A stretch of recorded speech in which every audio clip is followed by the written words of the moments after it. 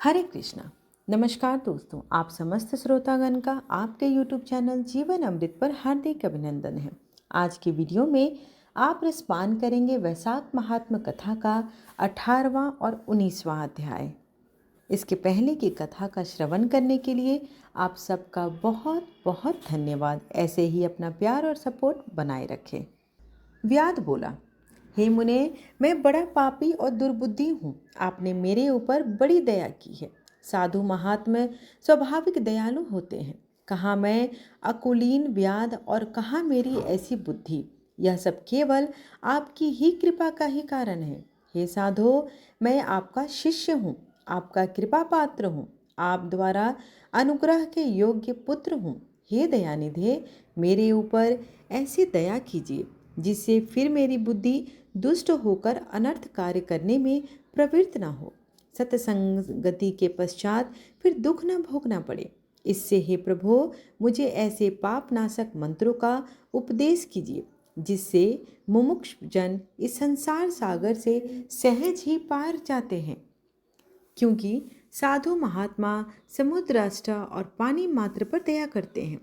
जो प्राणी एकाग्रता से विवेचन का चित्त की शुद्धता से पूछे, ये कैसे ही दोष युक्त, कैसे धर्महीन हो, परंतु जब वे अपने किए दुष्कर्मों का पश्चाताप करके गुरु से पूछते हैं, तभी वे संसार बंधन से छुड़ाने वाले ज्ञान का उपदेश करते हैं। जैसे गंगा स्वभाव से ही मनुष्यों के पापों को दूर करती है, ऐसे ही दुर्बुद्धियों के उद्धार करने वाला स्वभाव महात्माओं का होता है। हे भक्तवत्सल, हे दयालु, आपकी संगति से नम्रता और चित्त की शुद्धि द्वारा मैं शुद्ध हो गया हूँ। मुझे उपदेश करिए। व्याग की ऐसी बातें सुन बड़े विस्मय से मुनि ने कहा, धन्य है हे व्याध। कहते हुए धर्मोपदेश करने लगे। शंख मुनि बोले, हे व्याध, जो तू शांति की इच्छा करता है तो इस वैशाख के धर्म कर। ये धर्म बड़े दिव्य और भाव बंधन से छुड़ाने वाले हैं। इनसे विष्णु भगवान प्रसन्न होते हैं। व्याध, यहाँ धूप बहुत सताती है, ना ही कोई छाया है, ना पानी, ना ही जल। कहीं दूसरी जगह चले जहाँ छाया हो, वहाँ जल पीकर छाया में बैठकर स्वस्थ चित्त से तेरे सामने पाप नाशक महात्मा वर्णन करूँगा। विष्णु भगवान के माधव मास का महात्म्य जैसा सुना और देखा है, वह सब तेरे सामने वर्णन करूँगा। मुनि की यह बात सुन व्याग के होश उड़ गए और उसने हाथ जोड़कर कहा, यहाँ से थोड़ी सी दूर पर एक निर्मल सरोवर है। उसके किनारे पर कैथ के बहुत सारे पेड़ हैं जो फलों के बोझ से कुछ नीचे झुके हुए हैं। वहाँ चलिए, निश्चित ही वहाँ चित्त प्रसन्न हो जाएगा। व्याग की यह बात सुन शंख मुनि उसके साथ चले गए।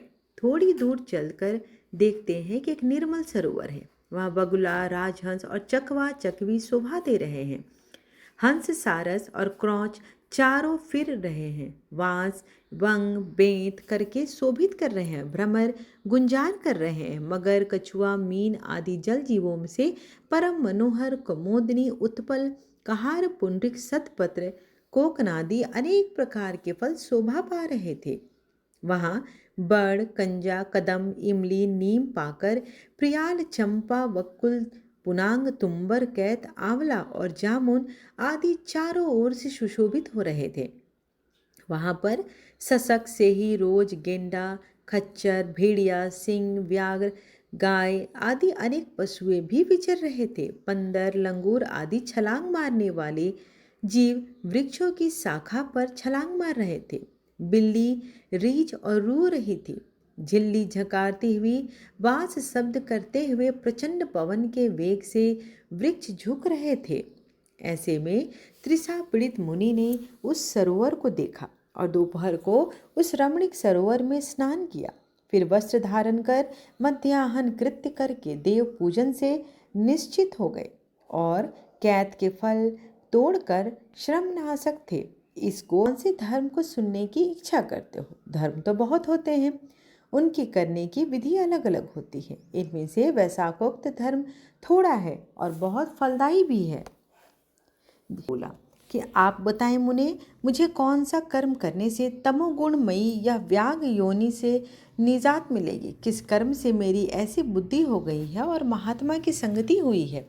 हे प्रभु, यदि आपको मेरी ऊपर कृपा करनी है तो यह सब कुछ वृतांत से कहिए। यह सब सुन शंख मुनि हंसते हुए अपने मुख कमल से मेघ की किसी वाणी द्वारा कहने लगे, हे व्याग, तू शाकल नगर में पहले वेद पाठी ब्राह्मण था। तेरा नाम स्तंभ था और श्री वत्स गोत्र में तेरा जन्म हुआ था। एक वैश्या से तेरा प्रेम था।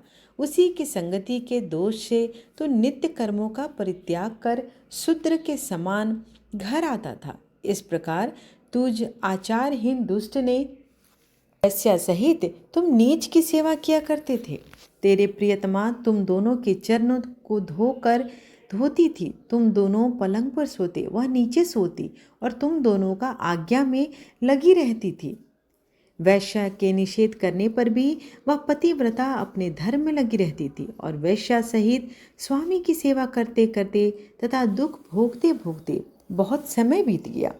एक दिन उसके स्वामी ने भैंस का दूध और मूली खाई तथा शूद्रों के भक्षण करने की वस्तु निष्पाप और तिल खाए। इस अपथ्य भोजन से उसे दस्त और वमन होने लगे और दारुण भगंदर लोग हो गया। इस रोग से रात दिन उसे घोर वेदना होने लगी। जब तक घर में धन था वह सब कुछ की। वैश्या रही आई और फिर सब धन लेकर घर छोड़कर चली गई। जब वह अन्य के पास चली गई तब इस घोर घृणा उत्पन्न हुई और अत्यंत दुखी हुई। दीनवाणी से व्याकुल चित्त रोता हुआ ब्राह्मणी से कहने लगा, हे देवी, मैं बहुत निष्ठुर हूँ। मैंने तुम्हारे साथ अन्याय किया। वैश्या सख्त हो तुम्हारे मेरी रक्षा की। हे सुंदरी, मुझ पापों ने तेरे साथ कुछ भी उपकार नहीं किया। जो गीत प्राणों अपनी नम्र भार्या का मान नहीं रखा, वे 15 जन्म पर्यंत नपुंसक होते हैं। हे महाभागे, रात दिन साधु महात्माओं से निंदित ही तेरी अवज्ञा करने से मैं पाप योनि में पड़ूंगा। मैं तेरे विनीत भाव पर भी क्रोध के मारे जलता हूँ। जब स्वामी ने ऐसा कहा तब वह हाथ जोड़कर बोली, हे कांत, तुम मेरे प्रिय प्रति दीनता मत करो, लज्जा भी मत करो। मैंने आपके ऊपर कभी क्रोध नहीं किया। जिससे आप जलते बताते हो, मेरे पहले किए हुए पाप ही यहाँ आकर उदय हुए हैं। जो इनको सहने करने वही साध्वी स्त्री है और वही उत्तम पुरुष है। मुझ पापड़ी ने पूर्व जन्म में जो पाप किए उनकी भोगने से मुझे कुछ दुख हुआ और इसका मुझे कोई विषाद भी नहीं है। अपने पिता और भाइयों से धन लाकर वह क्षीर साई विष्णु भगवान की सेवा करने लगी और अपने पति के मल मूत्र धोकर शुद्ध रखे और अपने स्वामी के जो कीड़े पड़ गए थे उन्हें धीरे धीरे निकालती। रात दिन नींद त्यागती, भर्ता के दुख से दुखी होकर कहने लगी, हे पितरेश्वर, तुम मेरे पति की रक्षा करो और मेरे स्वामी को रोगहीन और पाप रहित कर दो। श्री गणेश जी के निमित्त मोदक दान करूंगी और इस शनिवार उपवास करूंगी। मिष्ठान और घृत का भी भोजन करूंगी। देह का त्याग करूंगी। तेल मर्दन उबटन लगाना भी छोड़ दूंगी। भर्ता निरोग होकर 100 वर्ष तक जीवित रहे। ऐसा करने पर मुझे धर्मों से विमुख जानकर न जाने कितने वैद्यों ने मुझे ठग लिया है। वैद्य मेरे घर आए, इन्हीं के द्वारा रोग नाशक हो जाए। मैं इसकी सेवा करूंगी। तुम्हारी स्त्री ने महात्माओं को देख तेरी स्त्री ने आज्ञा लेकर शरबत पिलाया, जिससे उन्हें शांति मिली। दान पुण्य किए। दिन निकलने पर वह मुनि जैसे आए वैसे ही चले गए। थोड़े दिन पीछे तुझे सिनपात हो गया। जब तेरी स्त्री तुझे त्रिपुरा पिला रही थी तब तूने उसकी उंगली काट ली। तभी तेरी दांती भिग जाई और उसकी कोमल उंगली का एक टुकड़ा तेरे मुख में रह गया और उसी अवस्था में तेरी मृत्यु हो गई। तू अपनी सुंदर सैया पर उसी वैश्या का ध्यान करता हुआ मर गया।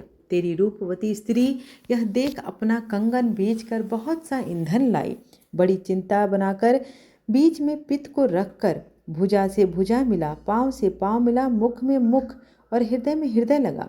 जंघा में जंघा करके आत्मा को स्पंदित करके अपने स्वामी को रोग पीड़ित देह का अग्नि संस्कार करती हुई इस प्रकार उस कल्याणी ने अपने को भी जलती अग्नि में जला दिया। वह शरीर त्याग पित्त का आलिंगन करते हुए तत्काल विष्णु लोक को चले गए और उसने अपने पति के साथ ही मृत्यु को गले लगाया। अंतकाल में वैश्या का स्मरण करने से देह त्याग कर घोर व्याग का जन्म मिला तुम्हें। तुझे सदा हिंसा प्यारी है और चित्त को सदा उद्योग करता है। तूने वैशाख में शरबत पान कराने की आज्ञा दी, उससे व्याग योनि से पाकर भी तेरी ऐसी सुबुद्धि हुई है जिससे तूने संपूर्ण सुखों के हेतु धर्म पूछे और तूने मुनि के चरण धोने का पाप नाशक जल अपने मस्तक के ऊपर छिड़का। इसी से तुझे सत्संगति प्राप्त हुई है जिससे धन संतान की वृद्धि होती है। इस प्रकार तूने पूर्व जन्म में जो जो कर्म किए वे सब बतलाए। तेरे ये पाप और पुरुष कर्म मैंने दिव्य दृष्टि से देखे हैं। अब जो कोई और गुप्त वार्ता पूछने की तेरी इच्छा हो वह मुझसे कहो। व्याध बोला, हे ब्राह्मण, आपने समस्त सुख फलदाता भागवत धर्म विष्णु के निमित्त बताए हैं। इनमें भी वैशाख मास के धर्म सबसे उत्तम है। तो हे प्रभो, वह विष्णु कैसे हैं और उनके लक्षण क्या हैं, उनका परिमाण क्या है और कौन लोग अपने सद्भावों से उन्हें जान सकते हैं। वैष्णव धर्म क्या है जिनसे विष्णु भगवान प्रसन्न होते हैं। हे महामते, यह सब मेरे सामने कहिए, मैं आपका किंकर हूँ। जब व्याघ्र ने इस प्रकार पूछा तब वह मुनि जगत के इस अनामय नारायण को नमस्कार कर फिर कहने लगे। शंख बोले, हे व्याध सुन, मैं विष्णु के कल्मष रूप को वर्णन करता हूँ। यह रूप ब्रह्मा आदि से लेकर किसी मुनि तक के ध्यान में नहीं आता। विष्णु भगवान पूर्ण शक्ति युक्त, पूर्ण गुण विशिष्ट, सकलेश्वर, निर्गुण, निर्चेष्ट, अनंत सच्चिदानंद स्वरूप है। संपूर्ण चराचर विश्व के वही स्वामी है। यह उन्हीं के आश्रय और वश में है। अब मैं तुझे उसी परमात्मा ब्रह्मा के लक्षण बताता हूँ जिससे उत्पत्ति, स्थित, संहार, आवृत्ति, नियम, प्रकाश, बंध, मोक्ष और वृत्ति होती है। पंडित लोग उसी विष्णु को ब्रह्मा कहते हैं, उसी को साक्षात ब्रह्म कहते हैं। पश्चात ब्रह्मादि को भी उससे उपपद ब्रह्म शब्द की ज्ञानी जन व्युत्पत्ति कहते हैं। एवं जो उसके एक एक संयुक्त अलग अलग हैं, जैसे वेद, स्मृति, पुराण, इतिहास, पंचरात्र और महाभारत से विष्णु भगवान के आत्मस्वरूप हैं। इन्हीं के ही द्वारा विष्णु भगवान जाने जाते हैं, अन्य किसी प्रकार से नहीं जाने जाते। ये विष्णु भगवान केवल वेद से ही जाने जाते हैं। वेद, वेद्य, सनातन, नारायण, भगवान, इंद्रिय, अनुमान और वर्ग द्वारा जाने जाते हैं। इसी के जन्म, कर्म और गुणों को जानकर प्राणी मोक्ष को प्राप्त करते हैं और भगवान विष्णु के अधीन हो जाते हैं। क्रम से विष्णु का महात्म्य अतिशय होता है। ऐसे ही देव, ऋषि, पिता और माता एक एक में शक्ति स्थित है। प्रत्यक्ष आगम व अनुमान से बल, ज्ञान और सुख में प्रथम मनुष्य को उत्तम जानो, फिर ज्ञानादि द्वारा आवृत राजा को 100 गुना अधिक जानो। इनसे तत्वभामानी देवताओं को सतगुणाधिक जाने। तवगुमानी देवताओं से भी सप्त ऋषि बड़े हैं।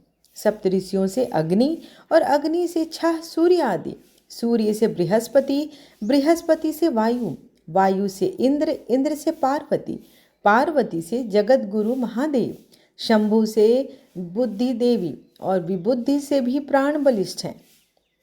प्राण से अधिक कुछ नहीं, प्राण में ही सब है। प्राण से ही संसार स्थित है और यह संपूर्ण जगत प्राणात्मक है। सब प्राण से स्रोत हैं, प्राण से ही सब जगत में विद्यमान है। नील मेघ के समान प्रभा युक्त सबका आधारभूत इसको सूत्र कहते हैं। लक्ष्मी के कटाक्ष मात्र से इनकी स्थिति है। तब व्याघ बोला, तो वह लक्ष्मी देव विष्णु भगवान की एकमात्र कृपा पात्र है। विष्णु भगवान से अधिक या समान कोई नहीं। जीव में इस प्राण नाम सूत्र कैसे हुआ? हे ब्राह्मण, मेरे सामने इसका निर्णय कहो। परमात्मा प्राण से अधिक कैसे हैं? शंख बोले, हे व्याघ, जो निर्णय तू पूछता है वह सुन। मैं संपूर्ण जीवों द्वारा प्राणिधक्य के उद्देश्य से कहता हूँ। प्राचीन काल हुए एक सनातन नारायण भगवान ने कमल योनि में ब्रह्मादि देवता रच कर कहा, मैं ब्रह्मा को तुम्हारा राजा बनाऊंगा और जो कोई तुम में सर्वश्रेष्ठ हो उसे तुम युवराज बनाओ। परंतु वह शील, शौर्य और गुणों से युक्त। जब भगवान ने ऐसा कहा तो देवता इंद्र के पास जाकर बैठ गए और आपस में विवाद करने लगे कि हम होंगे, हम होंगे। सब विवाद करते करते कोई बोले सूर्य सब में परे है, कोई कहने लगे इंद्र सब में परे है, कोई चुपचाप खड़े रहे। जब किसी प्रकार से निर्णय नहीं हुआ तब नारायण के पास गए। तब सब देवता नमस्कार कर हाथ जोड़कर उनसे कहने लगे, हे महाराज, हमने आपस में बहुत विचार किया परंतु हम में कोई भी अधिक श्रेष्ठ नहीं दिखाई देता। अतः हे प्रभु, आप ही इसका निर्णय करके हमारे संशय को दूर करिए। देवताओं ने जब यह प्रश्न किया तब भगवान हंसकर कहने लगे कि मेरे विराट रूप शरीर में से जिसके निकलने से शरीर गिर पड़े और फिर उसके प्रवेश होने से खड़ा हो जाए, वह सब देवताओं में अधिक श्रेष्ठ है और कोई भी नहीं। यह सुनकर सब देवताओं ने तथास्तु ऐसा ही हो कहा। तब जयंत नामक देवता भगवान के पाँवों में से निकल गया तो उसको पंगु कहने लगे, परंतु शरीर नहीं गिरा। वह तो सुनता है, पीता है, सूंघता है, देखता है और चलता है।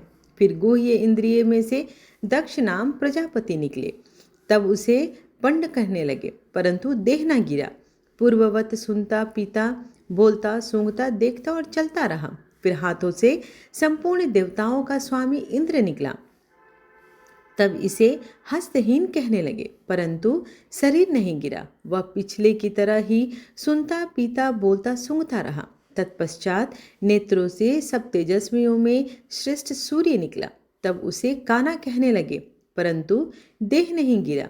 पूर्ववत सुनता, पीता, बोलता रहा और फिर नाक से अश्विनी कुमार निकल गए। उसे नासिका रहित कहने लगे, परंतु देह न गिरा। पूर्ववत सब कृत्य करता रहा। फिर कानों से दिशा निकली, परंतु देह न गिरा। फिर इसे बहरा कहने लगे, परंतु मृत न कहे। फिर जिह्वा से वरुण निकल गया तो उसे अर्सज्ञ कहने लगे, परंतु फिर इस बार देह न गिरी। पूर्ववत जीता, चलता, खाता, जागता, श्वास लेता रहा। फिर वाणी से वागीश्वर अग्नि निकला। तब उसे गूंगा कहने लगे, परंतु देह न गिरी। पूर्ववत सब काम करती रही।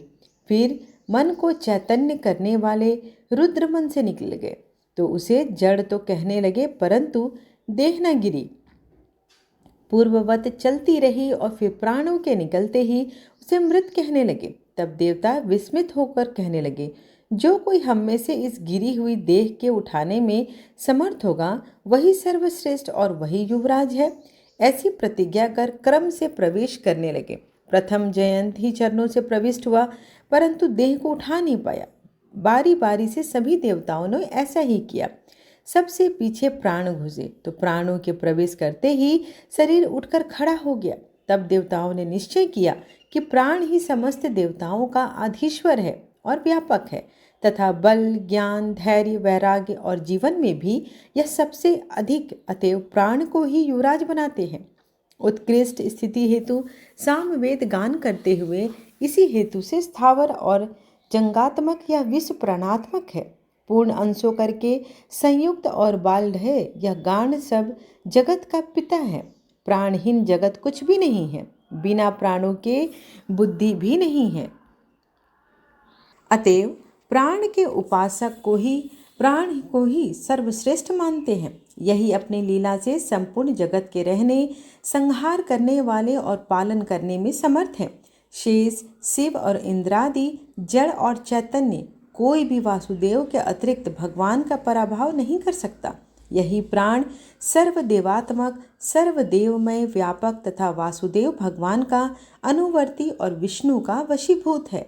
यह वासुदेव की प्रतिकूलता न कभी सुनता है और न देखता है। अन्य इंद्रादि सब देवता प्रतिकूल करते हैं, परंतु सर्व अंतर्यामी प्राण कभी भी प्रतिकूल नहीं करता। इसी से पंडित जन प्राण को ही विष्णु का बड़ा सहायक मानते हैं। विष्णु भगवान का ऐसा महात्मा और लक्षण जानकर जैसे सर्प जीर्ण केचुली को त्याग देता है, उसी प्रकार पूर्व जन्म संबंधी शरीर त्याग कर नारायण के समीप परम धाम को चल जाता है। शंख मुनि के ऐसे वाक्य सुन व्याध अत्यंत प्रसन्न हुआ और उसने विनीत भाव से फिर पूछा, जगत गुरु महानुभाव सर्वेश्वर, प्राण की महिमा संसार में कहीं भी विदित नहीं है। देवता मुनि राजा और महात्माओं को महिमा तो पुराण और लोक में बहुत सुनी है। हे भगवान, यह मेरे सामने कहिए, इस बात को जानने की मेरी बहुत इच्छा है। शंख बोले, प्राचीन काल में प्राण देवादिदेव अनामय नारायण भगवान का अश्वमेघ द्वारा यजन करने लगे। वह वहाँ बहुत से मुनियों को संग ले हल से भूमि को शुद्ध करने लगा। वहाँ एक पृथ्वी के नीचे गुफा में कण्व नाम के महात्मा समाधि लगाए हुए बैठे थे। यह सब कुछ प्राण क्रोध अपने सामने स्थित देख शाप देते हुए बोले, अब तेरी महिमा तीनों लोक से जाती रहेगी और विशेष करके भूलोक से तुझे कोई नहीं मानेगा। त्रिलोकी में तेरा अवतार प्रख्यात होंगे।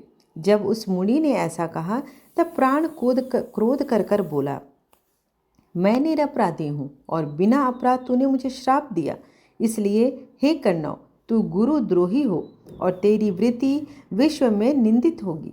तभी से संसार में और विशेष करके भूलोक में प्राण की महिमा प्रसिद्ध नहीं है और श्राप के कारण कण्व गुरु को मारकर सूर्य का शिष्य हुआ। हे व्याध, जो तुझे मैंने बताया वह सब कुछ सत्य सत्य है।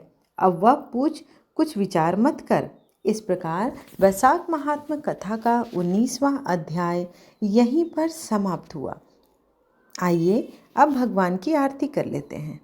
आरती कुंज बिहारी की, श्री गिरधर कृष्ण मुरारी की। आरती कुंज बिहारी की, श्री गिरधर कृष्ण मुरारी की। गले में वैजंती माला, बजावे मुरली मधुर बाला। श्रवण में कुंडल झलकाला, नंद के आनंद नंद लाला। गगन सम अंग कांति काली, राधिका चमक रही आली। लतन में ठाड़े वनमाली, भ्रमर सी अलक कस्तूरी तिलक। चंद्र सी झलक ललित छवि श्यामा प्यारी की। श्री गिरधर कृष्ण मुरारी की। आरती कुंज बिहारी की, श्री गिरधर कृष्ण मुरारी की। कनकमय मोर मुकुट बिल से, देवता दर्शन को तरसे। गगन सो सुमन राशि बरसे, बजे मोर चंग मधुर मृदंग। ग्वालिनी संग अतुल रति गोप कुमारी की। श्री गिरधर कृष्ण मुरारी की। आरती कुंज बिहारी की, श्री गिरधर कृष्ण मुरारी की। जहाँ ते प्रगट भई गंगा, सकल मन हारिणी श्री गंगा। स्मरण ते होत मोह भंगा, बसी शिव शीस जटा के बीच। हरे अध कीच चरण छवि श्री बनवारी की। श्री गिरधर कृष्ण मुरारी की। आरती कुंज बिहारी की, श्री गिरधर कृष्ण मुरारी की। चमकती उज्ज्वल तट रेणु, बज रही वृंदावन वेणु। चहु दिसि गोपी ग्वाल धेनु, हसत मृदु मंद चांदनी चंद। कटत भव फंद, टेर सुन दीन दुखारी की। श्री आरती कुंज बिहारी की, श्री गिरधर कृष्ण मुरारी की। आरती कुंज बिहारी की, श्री गिरधर कृष्ण मुरारी की। त्वमेव माता च पिता त्वमेव, त्वमेव बन्धु च सखा त्वमेव, त्वमेव विद्या द्रविणं त्वमेव, त्वमेव सर्वं मम देव देव। आरतीं समर्पयामि। विष्णु देवताय नमो नमः। आशा करती हूँ कि आपको आज की वीडियो पसंद आई हो। अगर आपको वीडियो पसंद आए, हमारी मेहनत पसंद आए, तो एक बार दिल से कमेंट बॉक्स में हरे कृष्ण अवश्य लिखें। और अगर आप मेरी चैनल पर पहली बार आए हैं, वीडियो पसंद आए तो चैनल को लाइक शेयर एंड सब्सक्राइब करें, ताकि मेरे आने वाली वीडियोस की नोटिफिकेशंस आपको मिल सके। अगर आपका कोई सुझाव है या आप कोई खास प्रकार की कथा श्रवण करना चाहते हैं, तो आप कमेंट में लिख सकते हैं। धन्यवाद।